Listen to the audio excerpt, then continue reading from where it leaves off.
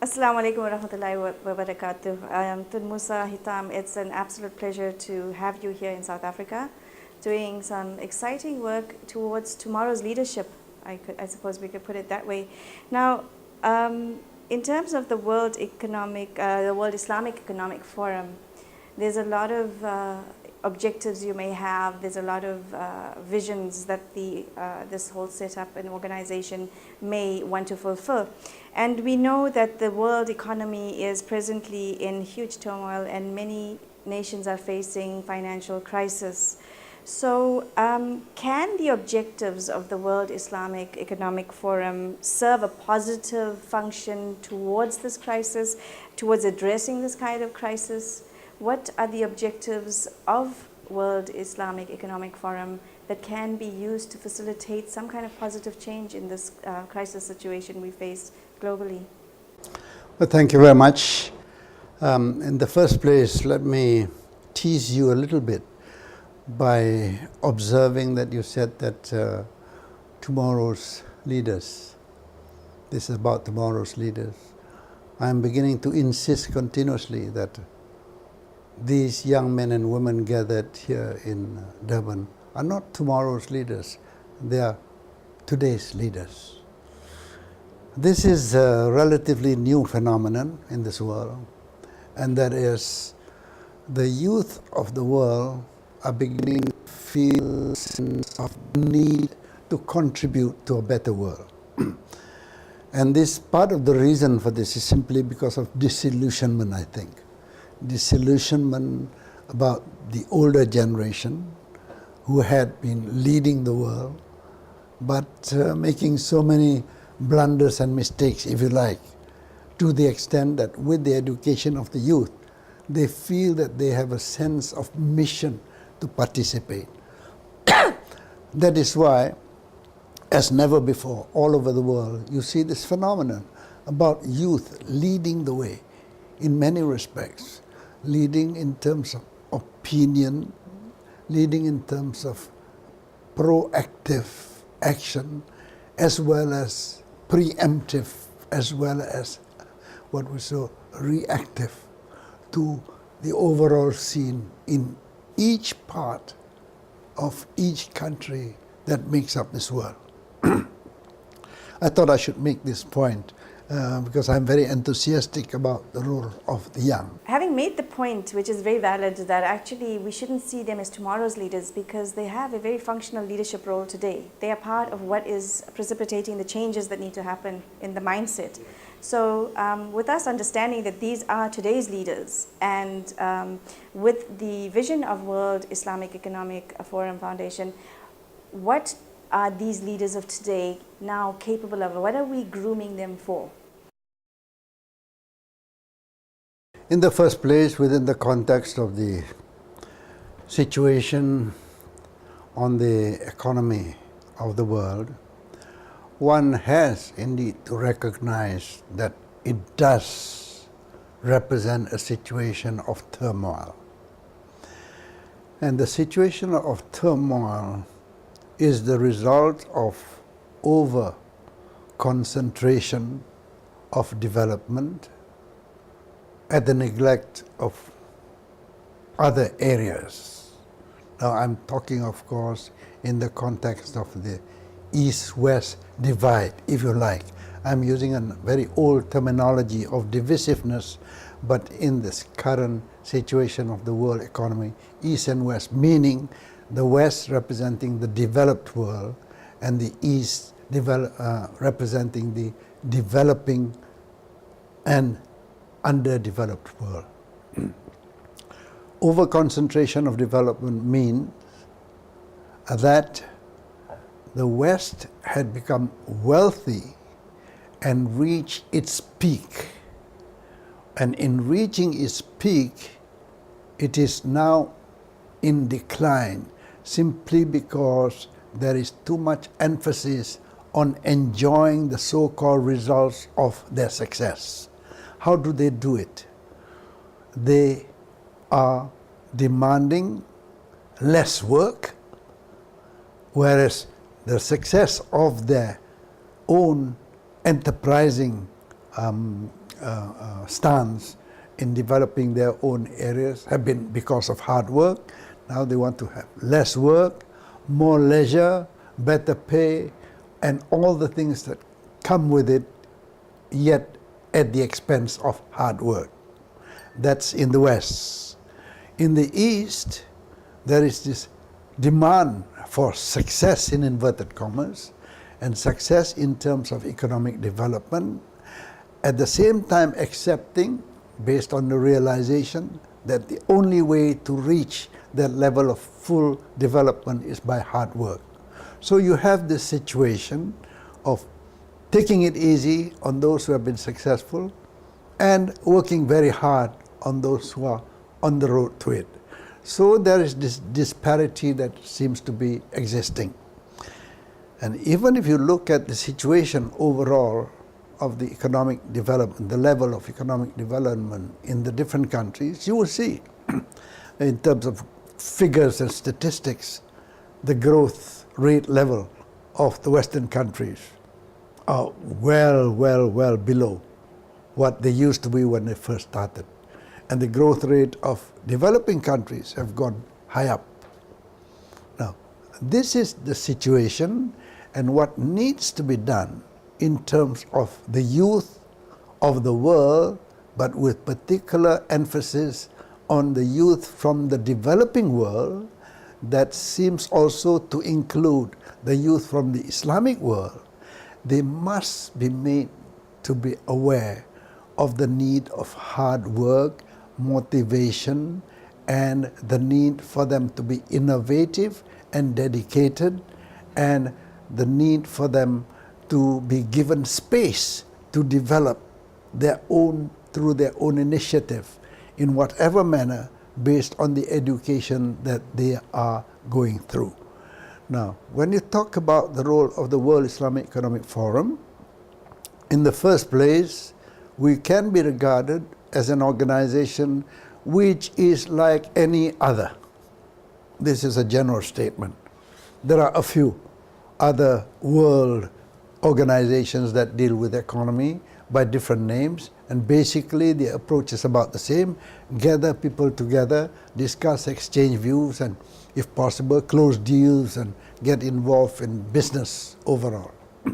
This we do every year, different parts of the world. The only difference for us, I repeat, and I've been saying this again and again, is that whereas the established world economic organizations have been more concentrating on the top-bottom approach, going for the big boys and the big girls, if you like, big companies, trying to get them to rev up the name or the brand of the organization. We try to concentrate on the lower levels, because that's where the need really arises, especially within the context of the Muslim Ummah. Okay. Now, you made a point that what needs to be facilitated is actually a platform where the youth can actually develop this creativity. We need to put our attention on hard work, on the commitment, and the development of creative ideas and innovation. And yet, a lot of Eastern and specifically Islamic culture can be quite restrictive in terms of giving permission for this, the freedom of creative thought and innovation, with a lot of cautiousness in terms of allowing this. How does one combat the psyche of a slightly restrictive creative opportunity, the opportunity for creativity, as against the need for it? Because once this freedom to be creative is there, it's almost natural that the hard work, the motivation for hard work will follow, because the personal development is happening at the same time. And yet the restrictions are there. Well, to begin with, I beg to disagree with you on the word restriction or restrictiveness. Okay. Because even if you talk religion, you put a religious perspective to this, there's no such thing as restrictiveness in terms of overall development. No such thing. What is happening is the restrictiveness that is imposed by individuals and or group, not the religion. to begin with, not the youth as a group. Now, that is where my argument about giving youth space comes into play. When you give them space, their creativity would bloom, if you like.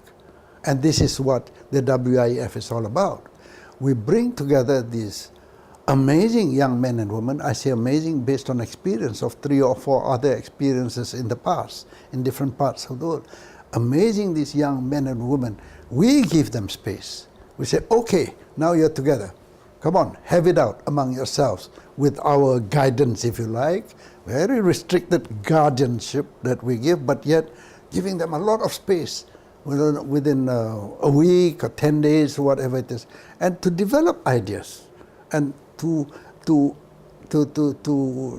get out of their system the creativity that they have. And my goodness me, you need to be present to listen to them and to know them, to see how they have really the potential in future, but already they are playing very important roles at this early age in their own societies. That we have to maintain, sustain, encourage. And then one group after another, as they grow old, they have this background, the spirit of creativity, the spirit of pioneering, enterprising approach towards life in a very positive way, developmental way in terms of economic development. This is what we want to emphasize to them, and I think so far so good. That is why this project that we have that is running in Durban is getting, the project itself is getting very popular. We've got requests from different parts of the world saying, what about us? What about here, there, everywhere? Just one point is that this is a project where these young men and women who already hold posts or senior positions or senior level of studies, they pay for themselves. They come. Well, normally it's always, oh, you come from developing countries. Okay, we give assistance. We have some requests from some donor groups to give money for them to, no. They pay themselves. They're already in positions of high enough level to be able to afford it. And here we only give them the hospitality, and we'd like to thank our colleagues here who host them. And this is the sort of thing that I think we need to cultivate. The reduction of the culture of over-dependence, but your own initiative. Now, in terms of being able to wake up the self-initiative in people to make them want to do it for themselves, what kind of programs do you run and what kind of projects do you run that facilitate this kind of outcome where the youth are becoming, where they realize in fact that they do have what it takes to find a way to become self-initiators, to make a way for themselves as well, and then have, as you put it very eloquently, a guided guardianship of maybe people with experience like yourself, to give them a guided guardianship, and yet they can be innovative. So what sort of programs do you have to bring this out in them? Well, in the first place, if you talk about program, the programs are being formulated in situ, on site, literally on their arrival here. They create something and the guides are there to lead them. That's one. But number two, that encouragement is not as important anymore for them because we choose them strictly, very, very seriously, look at their qualifications and their interests. Those who come here are already decided by us to be the ones who already have got this motivational attitude, already who are creative themselves at their stage. What we do is to bring them together and go one step further forward.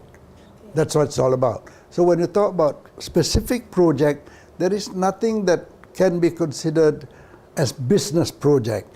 This is, in a lot of cases, is theoretical. It's an approach that we compare notes of how to improve it, and the understanding of fundamental issues that relate to business. This is what it's all about. Now you mentioned, so this is all facilitated and they already are they're a breed of people that have what it takes. They've already shown some Yes. progress in this regard, Yes. and you help them to go to the next step. So what is this next step? Well, to be quite honest with you, we release them onto the market, so to speak. They would be the better quality leaders of their own sectors, business, whatever they are doing, based on that. So releasing into the market, meaning that we don't keep on holding their hands. You see, insofar as the WIF is concerned, we don't implement things, we facilitate. That's a big difference. We facilitate them to be together, develop ideas. Now you're on your own, and hopefully that by now in future perhaps we can develop new programs that would suit those who had come out of us to have some sort of up-to-date get together or something like that. But that's more in future. At the moment, the most popular program is this. It is spreading all over. It's amazing, if I may mention, it's amazing how I get letters or email from somebody who says, I was a participant in this. Could you help me? That's addressed to me. But God knows how many are being addressing to each other. If somebody wants to go to another country, hey, I'm coming, but I'm interested in this sort of business, would you? That's the concept that we hope would develop. And we make it a point, we won't keep a record, because we believe that good, successful business people can literally identify the opportunities themselves. Now, what makes the World Islamic Economic Forum different from the World Economic Forum? And they may have similar programs, and yet you have distinguished yourself by saying World Islamic Economic Forum. What is the difference in this? Well, if I may say, for easy reference, a lot of people, when they first come across our name, what is it? They always accompany their question by saying, is it like Davos? And I instantly say, okay, for ease of understanding, yes. But that's where it stopped. I said, number one, as I mentioned earlier, we are not elitist concentrated.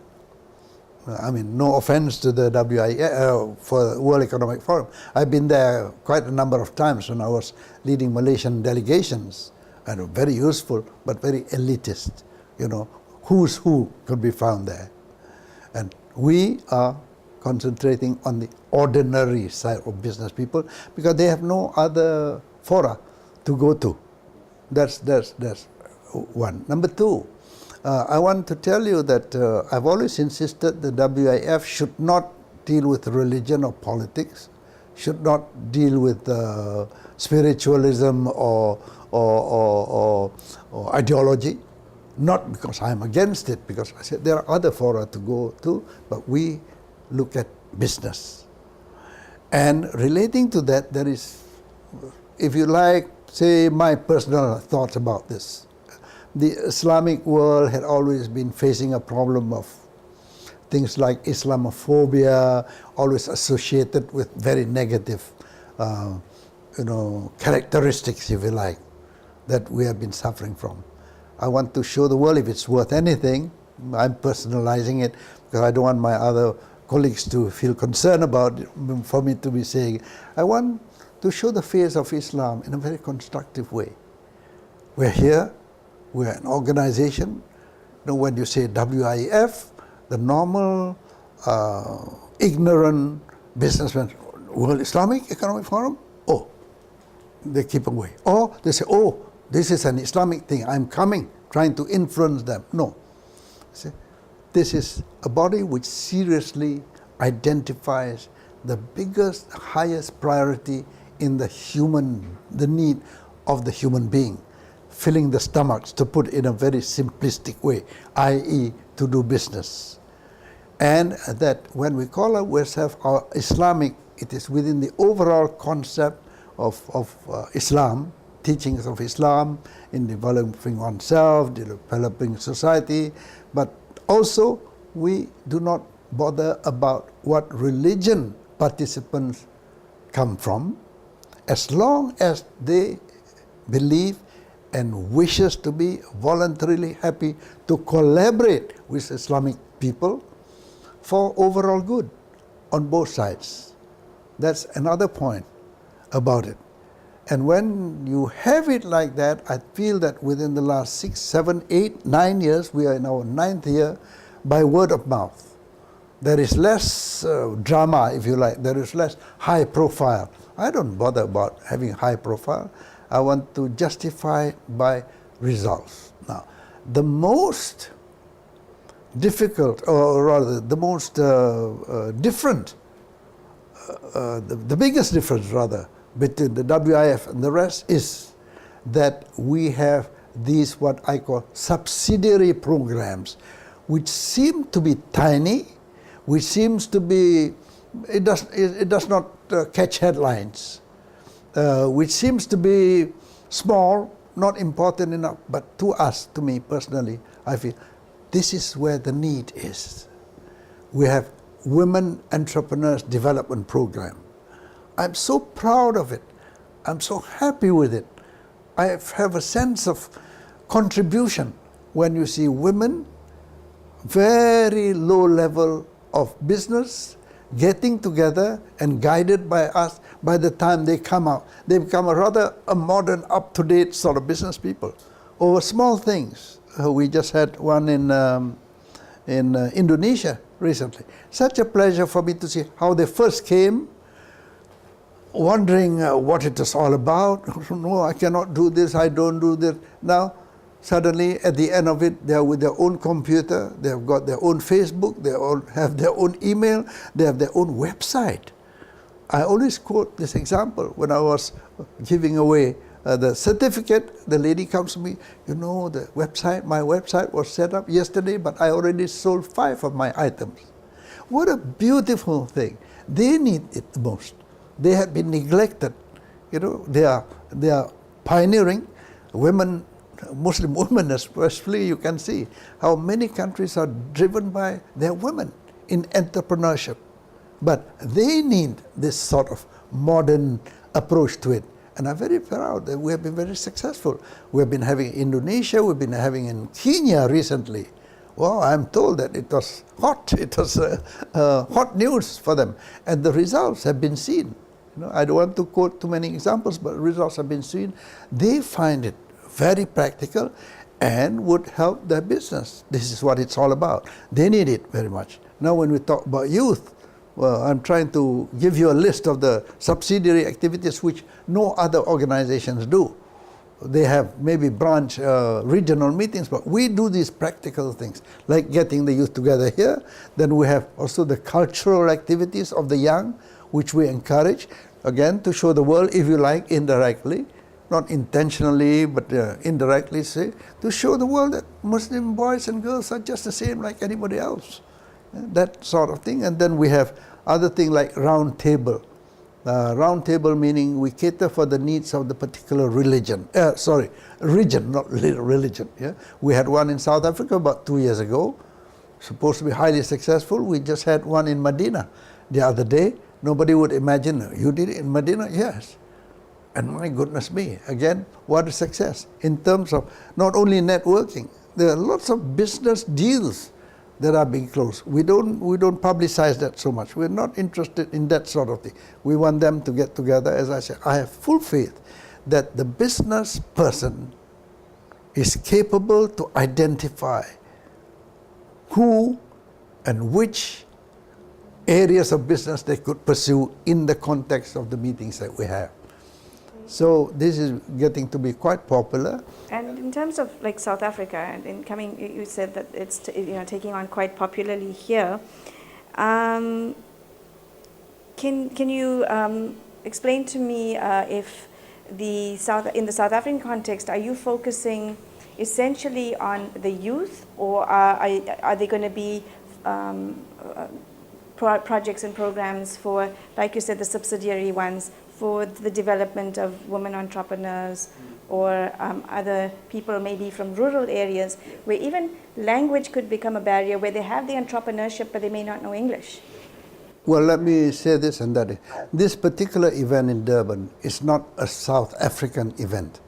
South Africa hosts it, of the young. Now, If the need arises, as actually indeed this morning, I met some women who talked to me about this. They said, we need it so much. I said, okay, why don't we consider this?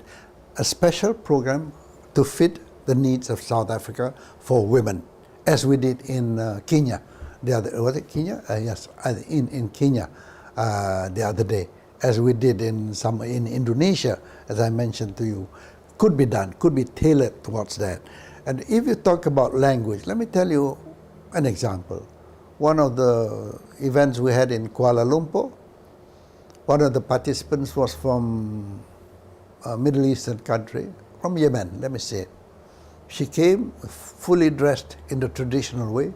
She could not speak anything but Arabic. At the end of it, she stayed longer, she learned more.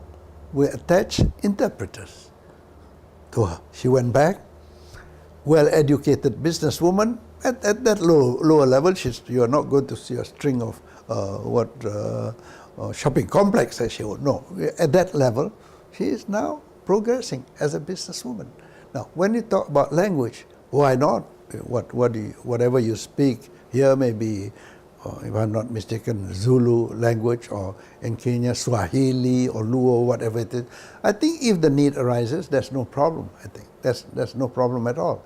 The language of business is too universal, easily understood by business people. Now, I believe the 9th World Islamic Economic Forum is going to take place in London this year.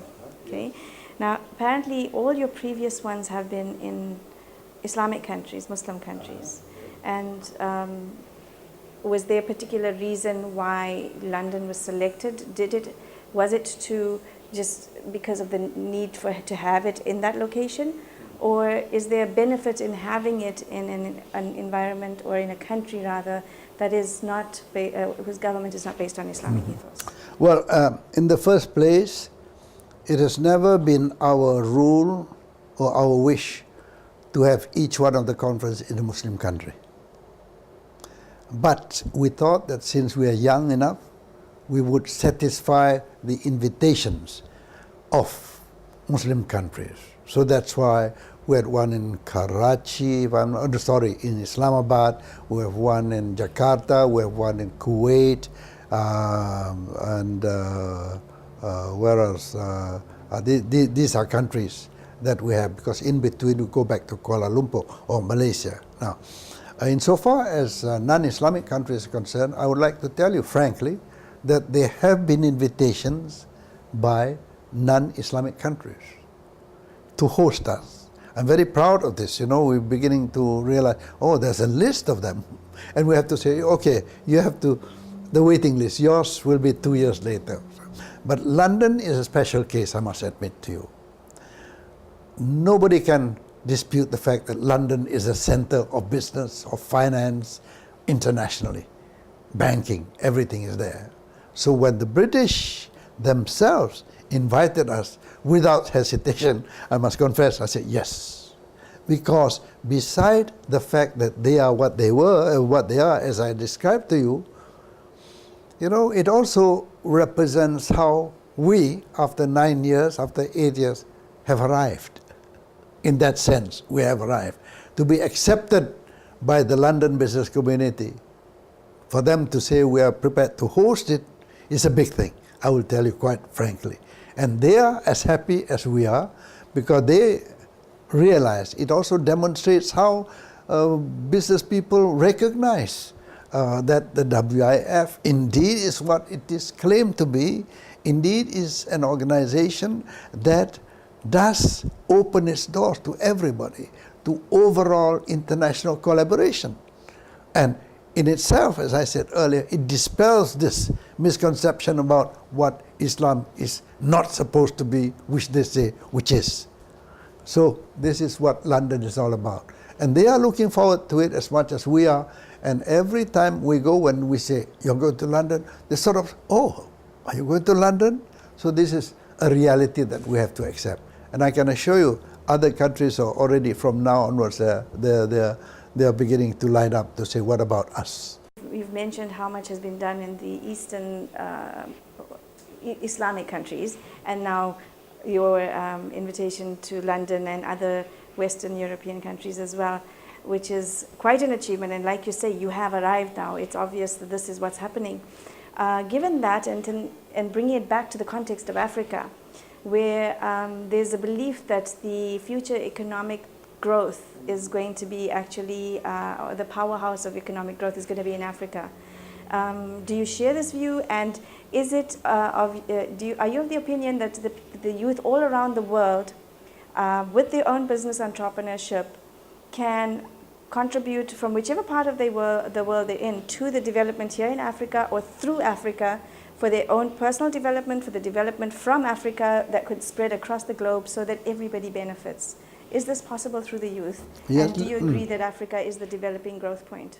Well, let me say this. It's not long ago that I made a speech somewhere in Geneva or in Paris, I think. At that time I said, Africa, you can forget about it. Africa had been marginalized. That's not too many years ago. But now, when I said, watch Africa. This is where the action is. That's the next really resurgent area. And that's an answer to your question, whether I agree or not. Yes. Number two, when I talk about overall contribution and the youth and the role of everything, well, naturally, I think the most important thing about Africa, if I may comment on this, is to ensure that the youth would be well prepared. Because after all, as the years go by, now in terms of overall development and business development, these are the people who will have to lead the way. But it is not that stage yet. At the moment, the instigation, if you like, of business development in Africa had been by those business organizations and institutions that have been rather dormant, and they have started waking up, moving. And these are all initiated by the well-established yet dormant organization. They are awake, beginning to wake up. So this wake up, it's not a wake-up call, this wake-up process that is taking place must be supported by education, exposure, and globalization in attitude, globalization in approach to business, and again back to what the WIF is all about. That's what it is all about. Okay, and finally, in terms of your opening statement, you said one of the key factors was the willingness for hard work, and the understanding that that was a primary factor in the success. How does one help to cultivate that? Because it's lacking in many, many parts of the world. In Africa, there are areas, countries, regions that they don't have a hard work ethic. And it hasn't been given to them. Maybe it was never explained to them, because they've been influenced by the easy come, easy go mentality of some of the developed countries, where everything is about getting your next holiday. So how does one get back to cultivating the benefits and the value and the glory of hard work, actually? Let me say this to begin with. It is not an African phenomenon. It's a phenomenon of developing societies entering the developed stage. Malaysia went through this. The local indigenous community did not want to do any hard work. Not to say hard work, even work. It's not necessary. Now, let me also say this in the Islamic context. The conservative, traditional, rural people had a very simplistic attitude towards Islam. You don't need to do anything in this world. You behave yourself, pray 5 times a day, and be good, and then you die, you go to heaven. You prepare yourself for heaven. It's as simple as that. But we change. We change that attitude. We motivate them. You know, when you say about the world and the afterworld is complementary. رَبَّنَا آتِنَا فِي الدُّنْيَا حَسَنَةً وَفِي الْآخِرَةِ حَسَنَةً وَقِنَا عَذَابَ النَّارِ. We understand. We use this and motivate the people. And once they are motivated, there's no stopping them. And the motivational part is the most challenging part that any leadership of any country will have to face. But now they have an easier role because it is a world phenomenon. There are institutions in the world that are involved in trying to concentrate people, in motivating them, giving them education, then releasing them to the market, so to speak. So I think when you talk about this, I don't think that you need to worry too much, as long as, it's a vicious cycle. Which one comes first? As you develop, then they will have to pay attention to education and training. As you get more and more people educated and trained, then you develop further. It goes on. The wheel starts moving. What's happened in Africa, maybe, if I may humbly say, the wheel is a little bit wobbly starting, but it's starting nevertheless. And as you go on, you start repairing the wheel that had been rather rusty, and once it gets going, there's no stopping it. Very promising. I just want to say that a lot of what you've described is very much the Islamic economic business ethos of the time of the Prophet. Creativity, development, allowing for new ideas, entrepreneurship, enterprising ideas, and basically that looks like the platform which you're trying to provide and facilitate for the youth of today, as you put it, the leaders of today. If you have one statement to make to the youth, these leaders of today, the one powerful statement that you would want to have delivered to them, what would that be? It's very difficult to say it on the spot right now in terms of a statement. A statement about youth is simply take up the opportunity that is before you. Take up the opportunities that are before you and be innovative, be creative, and be enterprising. Thank you. Tun Musa Hitam, thank you very much. Thank you.